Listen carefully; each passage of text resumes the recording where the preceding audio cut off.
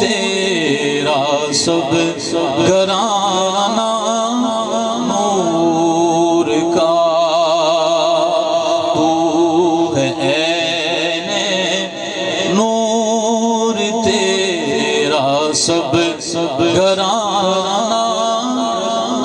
نعرہ تکبیر، نعرہ رسالت، نعرہ رسالت، نعرہ حیدری، علماء حق ہے۔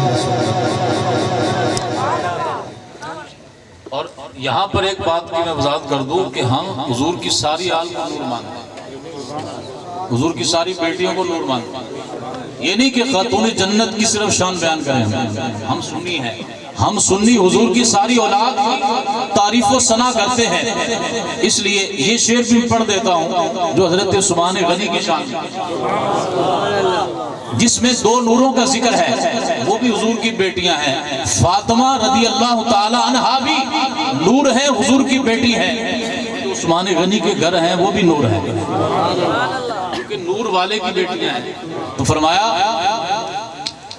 نور کی سرکار سے پایا دوشالہ نور کا۔ دوشالہ کہتے ہیں وہ چادریں، یہ چادر یوں پہنی ہو یہ دوشالہ ہو گیا۔ دوشالہ سے کا مطلب ہے دو بیٹیاں۔ عثمان غنی کی یہ شان ہے، حضور نے خود بیان فرمائی حدیث کے اندر۔ حضور نے فرمایا ساری کائنات کے اندر ایک ہستی ایسی ہے میری امت کی کہ جس کے گھر میں نبی کی دو بیٹیاں ہیں۔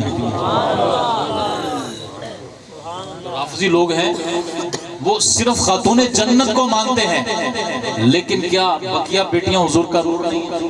ان کا نسب نہیں ہے، حضور کا خون نہیں ہے، ہرگز ایسا نہیں۔ نبی پاک علیہ السلام کی ساری اولاد نور ہے، اور سنی ہر ایک۔ یہ افسوس ہے کہ ہماری محفلوں میں صرف حسنین کریمین کا ذکر ہوتا ہے۔ ارے صحیح حدیث ہے بخاری کی، جس طرح حسنین کریمین کو حضور نے اپنے کندھوں پہ بٹھایا ہے، اپنی نواسی حضرت زینب کی شہزادی حضرت امامہ کو کندھوں پر بٹھا کر گود میں لے کر آپ نے نماز پڑھی۔ صحیح حدیث ہے بخاری، لیکن ہم اس کا ذکر نہیں کرتے، کیونکہ رافضی صرف اہل بیت کا ذکر کرتے ہیں تو ہم ان کے غلام بنے ہوئے ذہنی طور پر، ہم بھی انہی کا ذکر کرتے ہیں جس کا رافضی کریں۔ یہ تو قطعی نہیں ہے۔ سنی کا یہ عقیدہ ہے کہ وہ حضور کی ساری آل کو مانتا ہے، وہ حضور کے سارے صحابہ کو مانتا ہے، وہ حضور کی ساری اہل بیت کو مانتا ہے۔ یہ عقیدہ ہمیں صحابہ سے ملا ہے، یہ ہمارے امام اعظم سے ہمیں یہ عقیدہ ملا۔ اس لیے جہاں ہم مولا کائنات کی شان بیان کریں گے وہاں عثمان غنی کی بھی کریں گے، جہاں ہم مولا کائنات کی شان بیان کریں گے وہاں صدیق اکبر عمر فاروق اعظم کی بھی کریں گے، ورنہ حضور خوش نہیں ہوں گے۔ یہ نہیں ہوگا کہ ایک کی تعریف کرو بقیہ تین کو چھوڑ دو، یہ حضور کی ایک بیٹی کی تعریف کرو بقیہ کو چھوڑ دو، اس سے حضور ناراض ہو سکتے ہیں، راضی نہیں ہو سکتے۔ اس لیے اس شعر کو باواز بلند پڑھیں۔ نور کی سرکار سے پایا دوشالہ نور کا، ہو مبارک تم کو ذوالنورین جوڑا نور کا۔ دو بیٹیاں جوڑا، ہو مبارک تم کو ذوالنورین جوڑا نور کا۔ آخر میں فرماتے ہیں کہ یہ جو میرا قصیدہ نور بنا ہے نا، قصیدہ نور، یہ بھی حضور کے نور کی وجہ سے بنا ہے۔ اے رضائے احمد نوری کا فیض نور ہے، ہو گئی میری غزل بڑھ کر قصیدہ نور کا۔ تو تو آخر میں یہ گزارش ہے کہ نبی پاک علیہ الصلوۃ والسلام کا ذکر ہم نثر کی صورت میں کریں، نظم کی صورت میں کریں، قرآن پڑھ کر کریں، احادیث پڑھ کر کریں، حضور کی سیرت بیان کر کے کریں، یہ سارے ذکر ہیں۔ لیکن ایک ذکر ایسا بھی ہے کہ جو ہم اپنے آقا کی اداؤں کو اپنا کر بھی کر سکتے ہیں۔ اپنا حلیہ ایسا بنا لیں کہ ہمیں دیکھ کر لوگ یہ کہیں کہ حضور کا دیوانہ ہے، ہمیں دیکھ کر ان کو رسول اللہ کی یاد آ جائے۔ کیا یہ ذکر نہیں ہے؟ بولیے، سب سے اعلیٰ قسم ہے ذکر کی کہ صحابہ کرام نے حضور کا ذکر بھی کیا، اور حضور کا ذکر اس طرح کیا کہ لوگ جب ان کو دیکھتے تو ان کو حضور کی یاد آئے۔ اگر داڑھی ہے تو داڑھی سے کس کی یاد آئے گی؟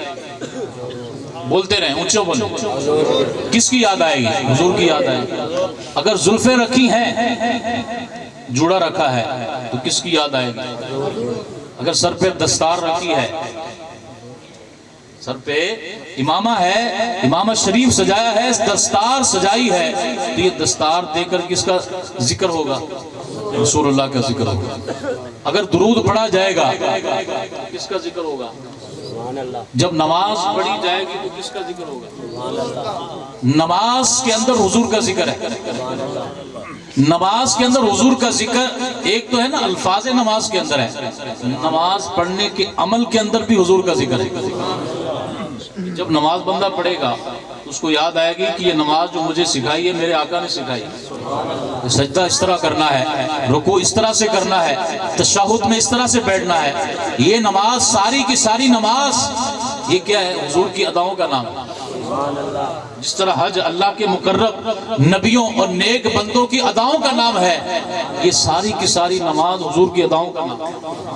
کہ حضور علیہ الصلوۃ والسلام، قرآن نے تو یہ کہا نا کہ نماز قائم کرو، لیکن حضور نے ارشاد یہ فرمایا کہ صلو کما رأیتمونی اصلی، جس طرح مجھے نماز پڑھتے ہوئے دیکھ رہے ہو اس طرح نماز پڑھا کرو۔ یہ کس نے سکھایا؟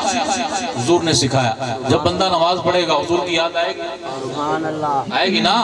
جب چلے گا سنت کے مطابق حضور کی یاد آئے گی۔ جب کھانا کھاتے ہوئے بسم اللہ پڑھے گا، سنت طریقے سے کھائے گا، کس کی یاد؟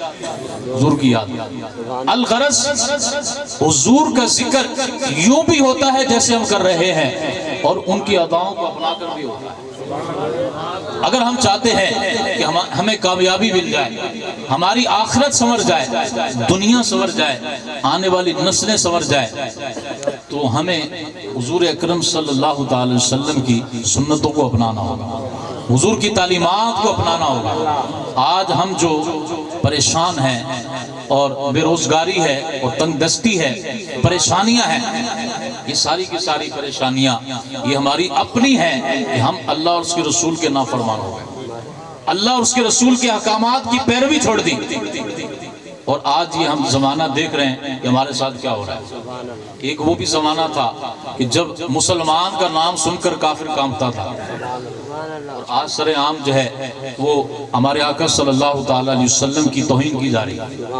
یہ جرأت کیوں پڑی؟ جو مسلمان کمزور ہوئے، مسلمان کمزور ہوئے، اور کس وجہ سے کمزور ہوئے؟ مسلمان اس وجہ سے کہ عشق رسول سے دور ہو گئے، حضور کی محبت سے دور ہو گئے، حضور کی تعلیم سے دور ہو گئے، حضور کی سنت سے دور ہو گئے۔ تو اگر ہم چاہتے ہیں کہ ہمیں وہی عہد وارفتہ اور ہمارا ترقی کا جو زمانہ تھا وہ دوبارہ ہمیں مل جائے، تو پھر اس کے لیے حضور کا دامن پکڑنا ہوگا، سبحان اللہ، حضور کے دامن میں آنا ہوگا، اور آپ صلی اللہ تعالی وسلم کی اداؤں کو اپنانا ہوگا۔ سبحان اللہ۔ تو یہ میسج ہے، یہ پیغام ہے، اس کو کہتے ہیں مقصد میلاد۔ کیا کہتے ہیں؟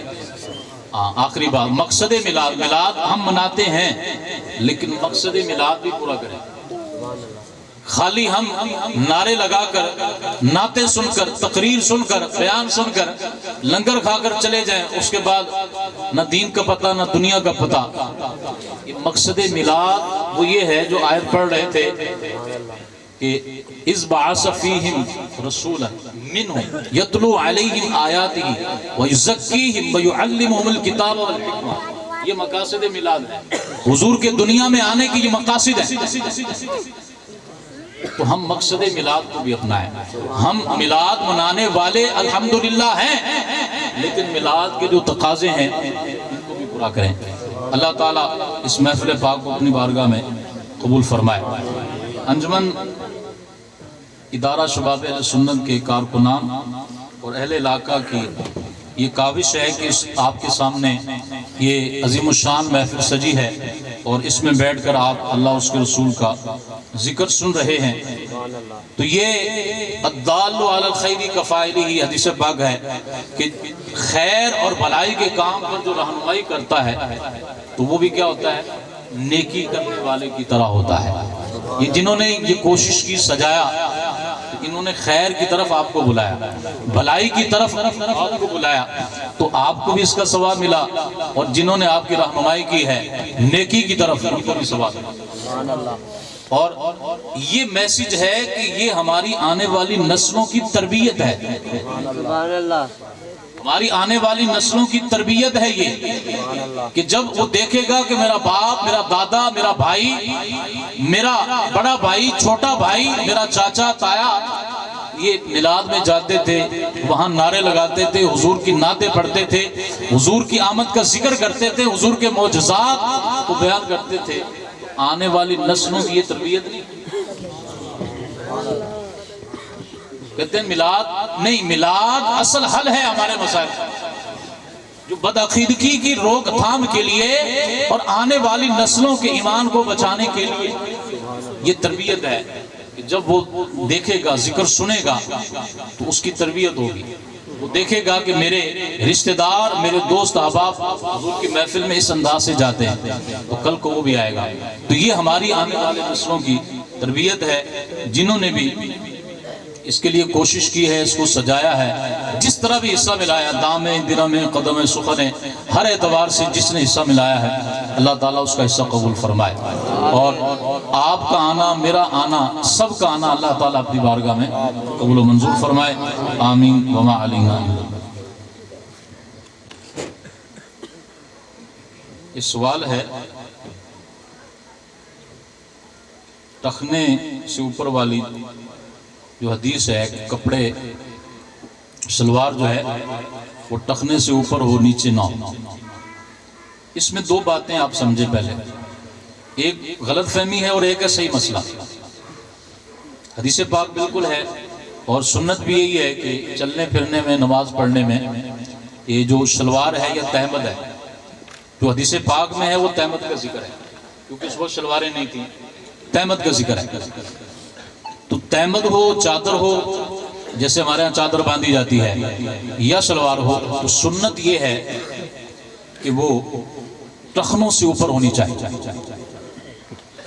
لیکن اس میں بعض لوگ بڑی شدت کرتے ہیں اور بعض لوگ غلط فہمی کا شکار ہیں. غلط فہمی کا کس طرح شکار ہے کہ آگے پیچھے وہ شلوار نیچے ہی رہتی ہے، یعنی ٹخنوں سے نیچے یا زمین پہ لگ رہی ہوتی ہے، لیکن جب نماز پڑھتے ہیں تو نماز پڑھتے ہوئے وہ شلوار کو نا اڑس لیتے ہیں. پنجابی کہتے ہیں ٹنگ لیندے، اوپر کو کر لیتے ہیں. اوپر کرنا دو طرح سے ہوتا ہے. ایک ہے کہ پکڑ کے اوپر بندہ کر لے، اوپر چڑھا لے. یہ تو حضرت صدیق اکبر رضی اللہ تعالیٰ عنہ کے عمل سے ثابت ہے کہ آپ تہمد جو ہے وہ اس کو پکڑ کر اوپر کر لیتے تھے.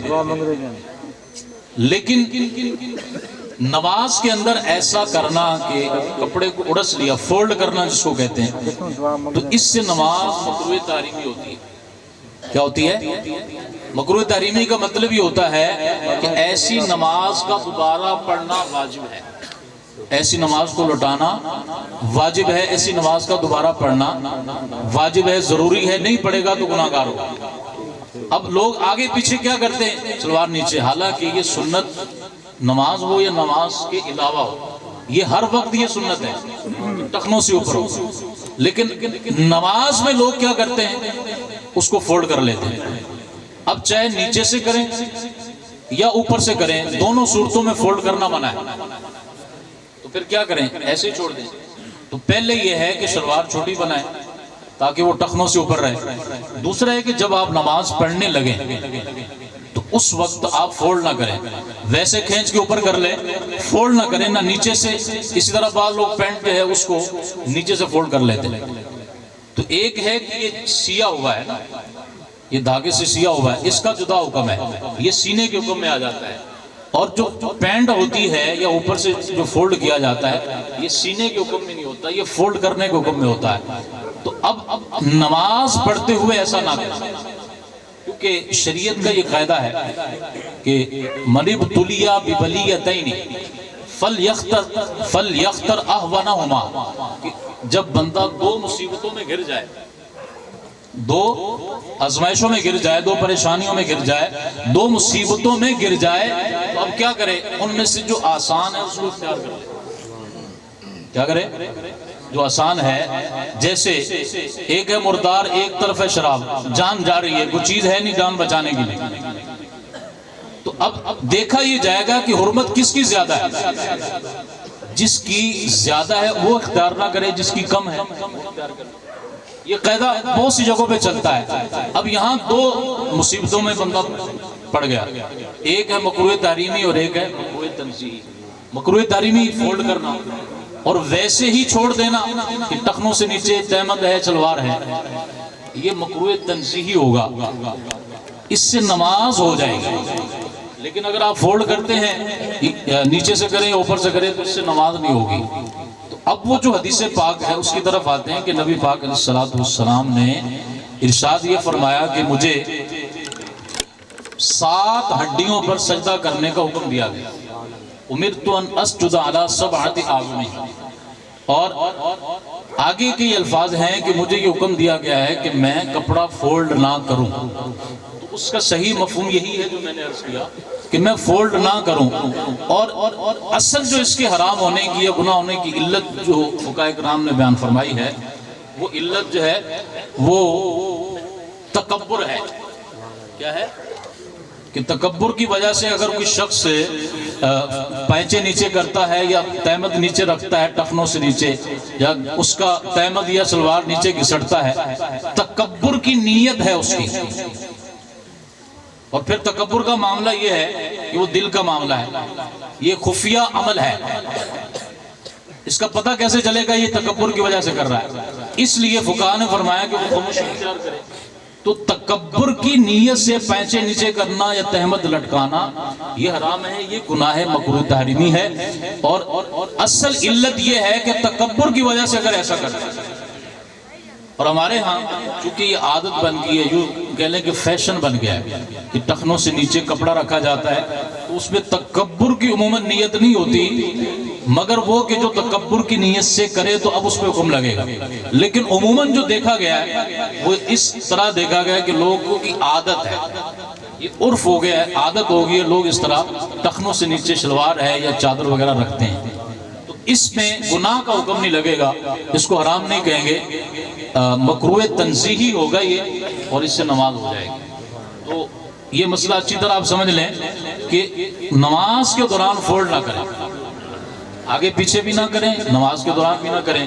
آگے پیچھے کریں گے تو حرج نہیں ہے, لیکن نماز میں کریں گے تو پھر نماز مکروہ تحریمی ہو جائے گی. یہ اصل مسئلہ ہے. اللہ تعالیٰ عمل کی توفیق عطا فرمائے. مصطفیٰ جان رحمت پہلا کو سلام, مصطفیٰ جان رحمت پہلا کو سلام, شمع بز میں ہدایت پہلا کو سلام. آسیو تھام لو دامانے مصطفیٰ, آسیو تھام لو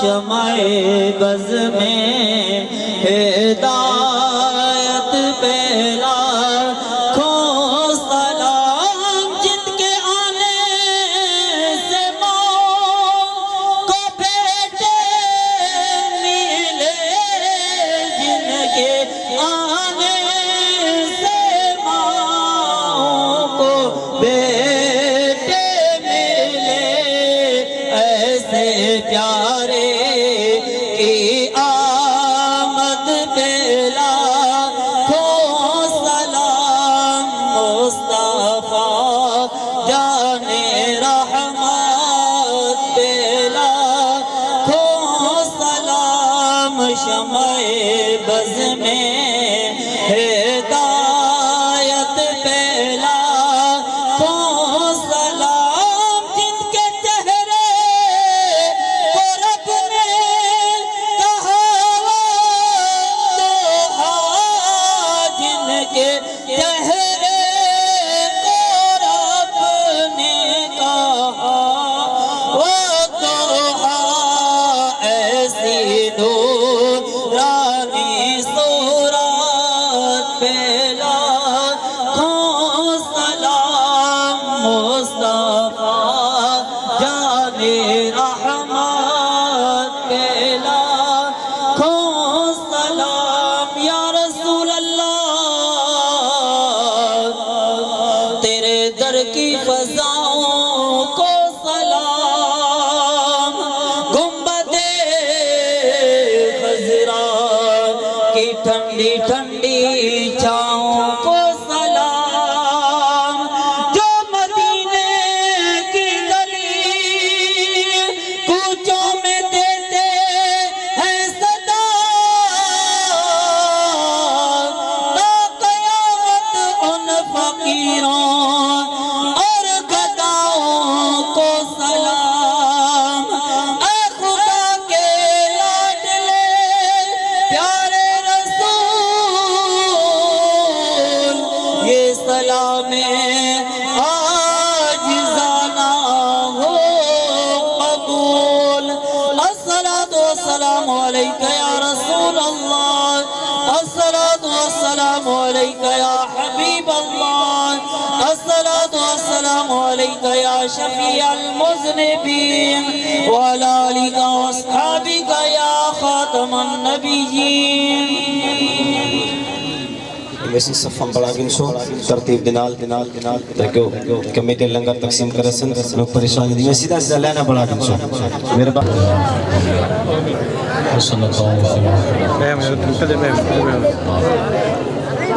یا رب العالمین، ہم سب کی حاضری منظور فرما، اس محفل پاک میں جو ہم نے نیکیاں کی ہیں ان کا اجر و ثواب بے حد و بے شمار اپنے رحمت کے شان عطا فرما۔ یا رب العالمین، اس پوری محفل کا ثواب نبی پاک صلی اللہ علیہ وسلم کی بارگاہ میں پیش کرتے ہیں قبول فرما۔ آپ کے وسیلہ جلیلہ سے آپ کے والدین کریمین، ازواج مطہرات، اہل بیت کرام، تمام صحابہ کرام، صحابیات، تابعین، تبع تابعین، ائمہ دین، ائمہ اربعہ، سلاسل اربعہ کے پیشواؤں کو پیش کرتے ہیں قبول فرما۔ یا رب العالمین، حضرت آدم علیہ السلام سے لے کر آج تک جتنے مسلمان ایمان کی حالت میں رخصت ہو گئے کو پیش کرتے ہیں قبول فرما۔ یا رب العالمین، محبوب کریم صلی اللہ تعالیٰ علیہ وسلم کی ساری امت کو پیش کرتے ہیں قبول فرما۔ حاضرین محفل کے جتنے عزیز و اقارب رشتہ دار جن کے ماں باپ فوت ہو گئے ان کو پیش کرتے ہیں قبول فرما۔